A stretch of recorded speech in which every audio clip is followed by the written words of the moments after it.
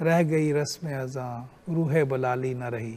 ابھی اللہ اکبر کی صدائیں تو ہیں، اللہ اکبر اندر سے نہیں نکلتا، ابھی اندر سے نہیں نکلتا۔ ابھی ہم جسمانی طور پہ تو حاضر ہوتے ہیں، روحانی طور پر غیر حاضر، اور اللہ کی بارگاہ میں دونوں حاضریاں ضروری ہیں۔ جیسے کسی محل میں جانے کے لیے 2 سٹیپ ہوں، ایک تالا کھولو، دروازہ کھولو، دوسرا تالا آگے لگاؤ، دوسرا کھولو، اندر داخل ہوگے۔ اسی طرح اللہ کی بارگاہ میں پہنچنے کے لیے 2 سٹیپ ہیں۔ پہلا سٹیپ جسمانی طور پر انسان کا موجود ہونا، پہلا تالا کھل گیا۔ دوسرا تالا روحانی طور پر بھی بندے کا اپنے رب کی طرف متوجہ ہونا، دوسرا تالا کھل گیا، اللہ کی بارگاہ میں پہنچ گیا۔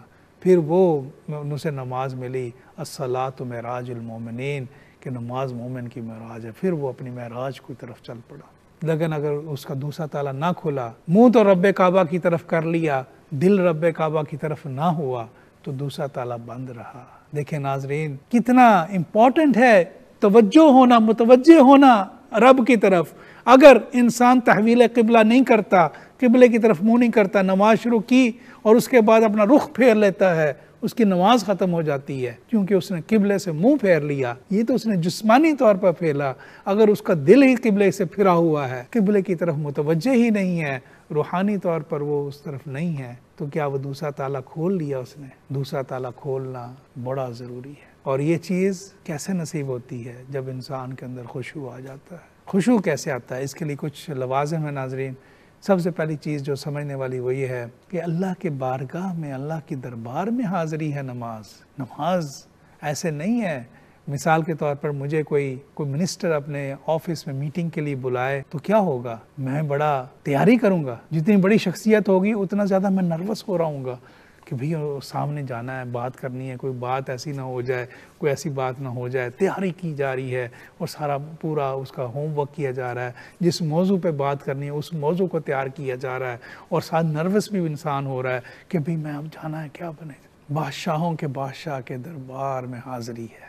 اگر انسان اس کو سمجھے نہ تو وہ پھر اس کی تیاری بھی نہیں کرتا، اس کو سمجھے۔ اسی لیے جب اذان ہوتی تھی تو صحابہ کرام کے چہرے کا رنگ تبدیل ہو جاتا تھا، کیونکہ اپنے رب کے سامنے جانے لگے ہیں۔ جو میرے غیب، جو میرا حال جانتا ہے، جو باہر بھی جانتا ہے، اندر بھی جانتا ہے۔ للہ ما فی السماوات وما فی الارض وان تبدوا ما فی انفسکم او تخفوہ یحاسبکم بہ اللہ، اور جو تم دکھاتے ہو، جو تم چھپاتے ہو، سب جانتا ہے وہ۔ اب اس رب کے سامنے میں جانے لگا ہوں۔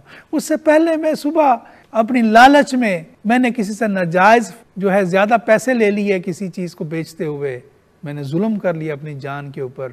اب میں اپنے رب کے سامنے جانے لگا ہوں۔ اب میرے پاؤں جو ہیں لرز رہے ہیں، اب میرے اوپر راشا طاری ہو رہا ہے کہ میں کس منہ سے جاؤں، کیا ہوں، کیسے کھڑا ہوں گا اپنے رب کی بارگاہ۔ تو اس احساس کو لینا کہ میں اپنے رب کی بارگاہ، اس لیے ناظرین گھر میں بھی چاہے نماز پڑھیں تو اسے اسی تیاری سے نماز پڑھیں۔ اسی لیے اللہ سبحانہ وتعالی فرماتے ہیں یا بنی آدم خذوا زینتکم عند کل مسجد، کہ جب اللہ کے گھر کی طرف آؤ تو تیار ہو کے آؤ، بڑے پوری تیاری سے آؤ، اچھی طرح لباس پہنو۔ نماز کے لیے اگر بندہ تیاری کے ساتھ نہ آئے، یہ تو آپ کی تیاری ہے جو لباس کے حساب سے ہے، وہ اعمال کے حساب سے بھی تیاری، کیونکہ وہ اندر کا حال بھی جانتا ہے۔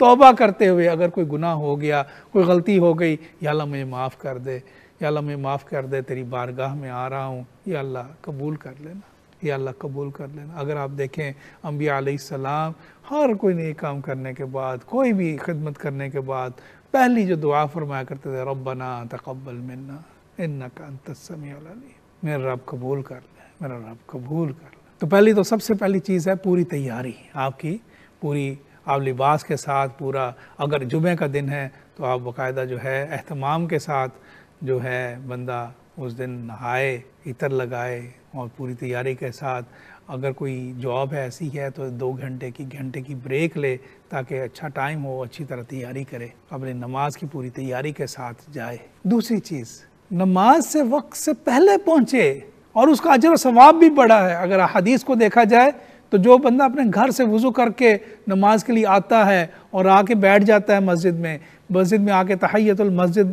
نوافل ادا کرتا ہے، پھر اللہ کی یاد میں رہتا ہے، وہ ایسے ہی ہے جیسے اللہ کی عبادت میں ہے۔ جمعے کے لیے آتا ہے پہلی صف میں بیٹھتا ہے سب سے زیادہ اجر، پیچھے اور پیچھے ہوتا ہے کم اجر، اور پیچھے آتا ہے کم اجر. کیوں؟ کیا وجہ ہے؟ وجہ یہ ہے کہ جب انسان وقت سے پہلے آتا ہے تو وہ اپنے آپ کو پھر دنیا سے کاٹتا ہے. دیکھیں نا، میرے ذہن میں دنیا چل رہی ہے، میرے ذہن میں دکان چل رہی ہے، اور میں دوڑتا ہوا آیا ہوں، گاڑی فٹافٹ پارک کی ہے، اور میں آتے ساتھ ہی اللہ اکبر، میرا ذہن وہاں سے شفٹ ہی نہیں ہو سکا. ابھی میری روحانی کیفیت ہی نہیں بن سکی، میں اس چیز کو قبول ہی نہیں کر سکا کہ میں مسجد میں آ گیا ہوں. اور میں کیفیت بنا رہا تھا، اور ابھی اس میں فریم میں آ رہا تھا کہ میں نے نماز ہی میری ختم ہو گئی، اور اس کے بعد پھر میں واپس اپنے کاروبار میں لگ گیا. ہاں، اگر کوئی بندہ پہلے آتا ہے اور مسجد کے اکرام میں تحیت المسجد پڑھنا، آ کے نوافل ادا کرنا، اور پھر آ کے تھوڑی دیر ذکر اذکار میں بیٹھ جانا، یہ اس کو اس لیے اتنا زیادہ ریکمینڈ کیا جاتا ہے کیونکہ انسان اس کے لیے، اس نماز کے لیے جسمانی طور پر بھی تیار ہوتا ہے اور روحانی طور پر بھی تیار ہو کے پھر اپنے رب کی بارگاہ میں کھڑا ہوتا ہے. قد افلح من تزکا وذکر اسم ربہ فصلی. فلاح پا گئے وہ لوگ کہ جنہوں نے کیا کیا، اپنے رب کا یاد کیا اور اپنا تزکیہ کیا، اپنی صفائی کی، اور پھر نماز کے لیے کھڑے ہو گئے. کیونکہ اس سے پہلے انہوں نے اپنے دل کو صاف کیا، اپنے اندر کے غبار کو نکالا، اپنے آپ کو شفٹ کر لیا، اپنی وہ موبائل. اب معاملہ کیا ہے، ہم نماز کے دوران موبائل ہمارے چل رہے ہوتے ہیں. بڑا دکھ ہوتا ہے کئی دفعہ خطبے کے دوران جو ہے ہمارے موبائل چل رہے ہوتے ہیں، ہمارے میسیجز چل رہی ہوتی ہیں. کیوں کہا گیا کہ جب جمعے کا خطبہ ہو کچھ نہ کرو، سنو، دھیان کرو، تاکہ تم اپنے آپ کو روحانی طور پر اس جگہ پر لے آؤ. ہمارا کیا ہوتا ہے کہ ہم ہر وقت اس وقت تک موبائل 2 منٹ 1 منٹ پہلے تک جو ہے دنیا سے پوری طرح کنیکٹ ہوتے ہیں. اور اللہ کیا فرما رہے ہیں، وَاذْكُرْ رَبَّكَ وَتَبَتَّلْ إِلَيْهِ تَبْتِيلًا، کہ اپنے رب کی یاد میں دنیا سے کٹ جا. پھر تو ایک بندہ نماز پڑھ رہا تھا، اس کے سامنے سے مجنوں قیس گزرا اور نماز ختم کی اس نے، تو وہ قیس سے جھگڑنے لگ پڑا. کہتا بھائی تمہیں پتہ نہیں تھا کہ میں نماز پڑھ رہا تھا تو تم میری وہ آگے سے گزرے ہو. تو وہ اس نے اسے معافی مانگی اور کہنے لگا کہ مجھے معاف کر دو، میں تو لالا کے خیالوں میں ایسا گم تھا، مجھے پتہ ہی نہیں چلا کہ میں تمہارے آگے سے گزر گیا. لیکن میں تم سے یہ پوچھتا ہوں کہ تو اپنے رب کی یاد میں کیسا گم تھا کہ تجھے تو پتہ چل گیا سارا کچھ کہ میں تیرے آگے سے گزرا. اس کے بعد سب سے اہم آگے اگلی چیز جو ہے، اللہ سبحانہ تعالیٰ کیا فرماتے ہیں، وَلَا تَقْرَبُوا الصَّلَاةَ وَأَنْتُمْ سُكَارَىٰ حَتَّىٰ تَعْلَمُوا مَا تَقُولُونَ. نماز کے قریب نہ جاؤ نشے کی حالت میں، یہاں تک کہ تمہیں پتہ نہ چلنے لگ پڑے کہ تم کیا کہہ رہے ہو، تمہیں اندازہ ہو جائے کہ تم کیا کہہ رہے ہو. نشے کی حالت میں کوئی انسان کو کوئی اندازہ نہیں ہوتا وہ کیا بول رہا ہے، اس کو کوئی پتہ نہیں ہوتا وہ کس جگہ کھڑا ہے، اس کو نہ جگہ کی تکریم کا پتہ ہوتا ہے نہ اس کی اہمیت کا پتہ ہوتا ہے. تو وہ اس حالت میں کھڑا ہوتا ہے. اسی لیے کہا گیا اس حالت میں نماز کے قریب بھی نہ جاؤ، نماز نہ پڑھو. یہ تو اس کا لفظی مفہوم ہو گیا اس آیت کا. بہت سے جو ہیں علماء وہ یہ کہتے ہیں کہ اگر نشہ جو ہے دولت کا ہو تو تب بھی تو انسان کسی اور ہی دنیا میں ہوتا ہے، اسے کوئی نہیں ہوتا کہ میں مسجد میں کھڑا ہوں، اس میں عاجزی کہاں ہوتی ہے. اگر نشہ اس کے اوپر جوانی کا چڑھا ہو، نشہ اس کے اوپر دولت کا چڑھا ہو، نشہ اس کے اوپر اپنے تکبر کا چڑھا ہو، نشہ اس کے اوپر جلال کا چڑھا ہو، جاہ و جلال کا چڑھا ہو، تو وہ نماز میں کہاں ہوتا ہے. ہر طرح کے رسوم و رواج، ہر طرح کی جو سوچیں ہیں، ہر طرح کی اس کو چھوڑ دو. جب اللہ کے سامنے ہو عاجز ہو جاؤ. اور دیکھو یہ اتنی خوبصورت چیز ہے، کوئی اور کسی اور مذہب میں آپ کو ایسی عبادت، ایسی مکمل عبادت عاجزی کے ساتھ نہیں ملے گی کہ جس طرح تم کھڑے ہوتے ہو عاجز ہو کے، رکوع کرتے ہو، سجدہ کرتے ہو. یہ تمام فزیکل ایکشن، جسمانی حرکات اتنی اہم ہیں نماز میں جو تمہیں روحانی طور پر بھی بالیدگی کرتی ہیں. جب بندہ تم رکوع میں جاتے ہو تمہیں محسوس ہوتا ہے کہ میں اب کتنا نیچے چلا گیا، اور جب سجدے میں ہوتے ہو تو تم بالکل الٹیمیٹ سبمیشن ہوتی ہے، مکمل طور پر اللہ کے سامنے عاجز ہو چکے ہوتے ہو. اور اگر تمہارے اندر وہی غرور اور بت اور اس کا تکبر کا بت تمہارے اندر وہی موجود ہو تو وہ پھر سجدہ کوئی نہیں ہوتا. پھر اسی لیے اقبال فرماتے ہیں ایک سجدہ جسے تو گراں سمجھتا ہے، وہ سجدہ جو اللہ کو کرنا ہے، اپنے رب کو کرنا ہے، اپنے دل کو دوسرے سجدوں سے نکال لو. تو ایک تو یہ مفہوم ہو گیا، یعنی ایک نشہ تو یہ ہو گیا اس نے شراب پی، ایک نشہ تو یہ ہو گیا اس نے کوئی ڈرگ استعمال کی، ایک نشہ یہ ہو گیا کہ اس کے اوپر وہ نشہ نفس کا نشہ چڑھا ہوا ہے کہ جس نے اپنے رب کی یاد سے دور کیا۔ اور اس کے بعد حتی یعلم ما تقول، یہ جانو کیا پڑھ رہے ہو، اگر پتہ ہی نہیں نماز میں کیا پڑھ رہے ہو، پتہ ہی نہیں سبحان ربی العظیم کا کیا مفہوم ہے، سبحان ربی الاعلی، وہ کتنا اعلیٰ رب ہے جس کو پکار رہے ہو، اور کس قدر عاجزی میں کہہ رہے ہو ہاں میں اتنا محکوم، تو اتنا اعلیٰ، میرا بہترین مقام یہ سجدہ، کیونکہ غلام کا مقام اس کا وہ مقام ہے کہ جس میں اس کی غلامی نظر آئے، میں غلام، میں عبد، اور میرا بہترین مقام سجدہ ہے، تیرا بہترین مقام عرش معلیٰ ہے، تجھے میں پکارتا ہوں سبحان ربی الاعلیٰ۔ اگر مفہوم ہی نہ پتہ ہو، اگر سورہ فاتحہ کا مفہوم ہی نہ پتہ ہو، میں کیا دعائیں کر رہا ہوں اللہ سے، میں کیا راستہ مانگ رہا ہوں اللہ سے، میں کس راستے سے پناہ مانگ رہا ہوں اللہ سے، تو کیا ہوگا کہ انسان نماز سے نہیں جڑے گا۔ تو اس کا مطلب کیا ہوا، اس آیت کو اگر دیکھا جائے، اس کے اوپر زیادہ گہرائی سے غور کیا جائے، تو نماز میں نہ صرف انسان ہر طرح کے نشوں کو چھوڑے، بلکہ انسان کو نماز کا مفہوم پتہ ہو، نماز جو پڑھ رہا ہے اس کو پتہ ہو۔ تو پھر آپ ناظرین سوچیں کہ جب انسان جو ہے اس طرح آ کے نماز کو پڑھے گا، اب وہ جو آیت پڑھ رہا ہے اس کا وہ مفہوم کو سمجھ رہا ہے، اس مفہوم کے اوپر غور کر رہا ہے، تو آپ سوچیں کہ اس کی کیفیت کیا ہوگی۔ اسی لیے آتا ہے روایات میں، حضرت عمر رضی اللہ تعالیٰ عنہ نماز فجر میں کھڑے ہوئے، اذا الشمس کوورت واذا النجوم انکدرت، شروع کی سورہ کوورت، اذا الشمس کوورت واذا النجوم انکدرت واذا الجبال سيرت واذا العشار عطلت واذا الوحوش حشرت واذا البحار سجرت واذا النفوس زوجت واذا الموءودة سئلت بأي ذنب قتلت واذا الصحف نشرت۔ جب اس پہ آئے واذا الصحف نشرت کہ اعمال نامے کھول دیے جائیں گے، گریہ طاری ہو گیا ان کے اوپر کہ قیامت والے دن میرا اعمال نامہ کھول دیا جائے گا، سب کے سامنے اعمال نامہ ہوگا۔ اور کئی روز ان کی طبیعت ناساز رہی، اس کا اثر اتنا زیادہ ہوا۔ ناظرین اگر وہ آیت کو نہ مفہوم جانے، جب اس کو پڑھے، قرآن تو ایسا ہے، قرآن کو پڑھتے چلے جاؤ تو تمہارے ایمان اور بالیدگی بڑھتی جاتی ہے۔ اس لیے نماز کے اندر یہ بہت اہم چیز ہے کہ نماز پڑھتے ہوئے انسان جو ہے نماز کا مفہوم کو جانے، پھر نماز سکون سے ادا کرے۔ جیسے میں پہلے بتا چکا، جلدی کس بات کی ہے، جلدی کس بات کی ہے۔ میں دیکھتا ہوں فوڈ آؤٹ لیٹ کے اوپر لائنیں لگی ہوتی ہیں، 20-20 منٹ آدھے گھنٹے بعد باری آتی ہے، بڑے آرام سے بڑے سکون سے پتہ ہوتا ہے، کھڑے ہیں، جا بھی نہیں رہے، بڑا لذیذ کھانا ملتا ہے جی، یہاں سے کیا کریں، اب ظاہر ہے اتنا رش ہے، کھڑے تو ہونا نا جی، لینا تو ہے۔ یہ تو جسمانی خوراک لینے کے لیے آپ اس طرح کھڑے ہو، روحانی خوراک لے رہے ہو جس سے تمہاری روحانی بالیدگی ہوتی ہے، اس کے لیے کیا اتنی دوڑ، آرام سے سکون سے پڑھی جائے نماز۔ پھر کیا ہے، آتا ہے حدیث میں کہ شیطان جب اذان دی جاتی ہے تو شیطان جو ہے الٹے پاؤں بھاگتا ہے، الٹے پاؤں بھاگتا ہے شیطان، اور جب اذان ختم ہو جاتی ہے پھر واپس آتا ہے وسوسے ڈالنے کے لیے۔ تکبیر شروع ہوتی ہے پھر بھاگتا ہے، تکبیر ختم ہوتی ہے پھر واپس آ جاتا ہے وسوسے ڈالنے کے لیے۔